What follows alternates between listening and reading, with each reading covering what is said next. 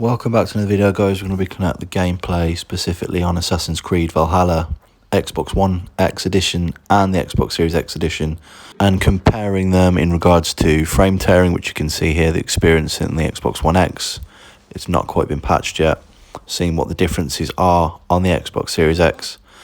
As you can see here, we're starting with the One X. Character modelling, how they stack up. I found it to be a bit flatter on the One X. As you can see, there's some glitch in there, popping in and out of cutscenes. I did find that occurred quite a lot on the Xbox One X. As with the Series X, it just felt a little bit smoother. The colours popped a little bit more, and it felt overall a bit more vivid, especially in some of the enclosed scenes. But like I said, that does depend a lot on the lighting outside.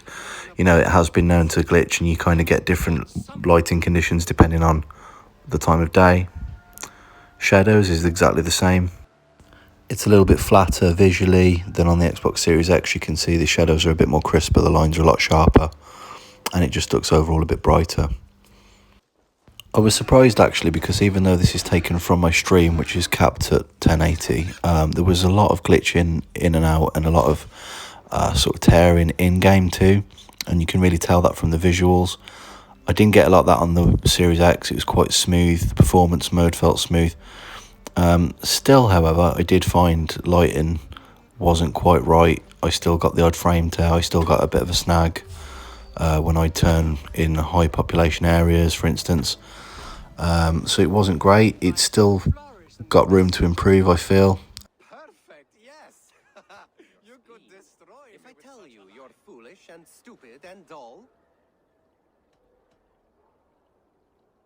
Then I will make a fine goblet from out of your... So on this next one, I did zoom in a fair bit just to give you an idea of the sort of graphic intake as you went in, and obviously it doesn't look amazing on either one. Again, walking into populated areas on the One X does seem to trigger a little bit of frame tearing, especially in the rain and things like that. It kind of pulls as you move. It was much the same with combat, really.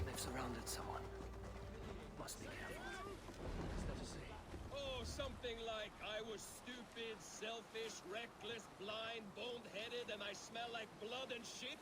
I like my version better.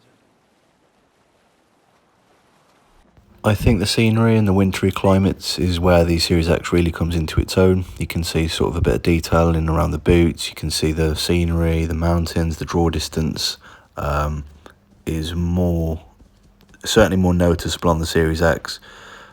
And it appears a lot faster. It feels a bit more seamless. It feels like there's less resistance between, you know, riding and seeing a sunset, seeing the mountains. It doesn't feel like it takes time or it's like a delay to load in. It's almost instantaneous, so it's quite cool to see that. Textures, it's the same thing. You'll notice the detail, how sharp it gets, especially on the inside where it's a darker lit area and there's not much like surrounding light to see.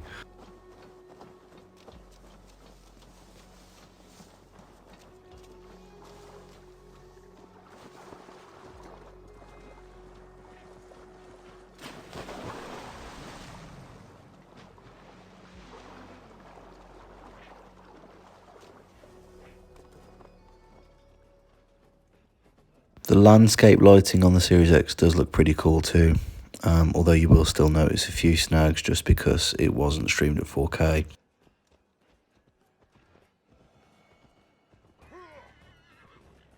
I hope you found seeing some of this footage useful, guys. If you have, don't forget to subscribe so you can find your way back for more content, and leave a like. Thanks, guys.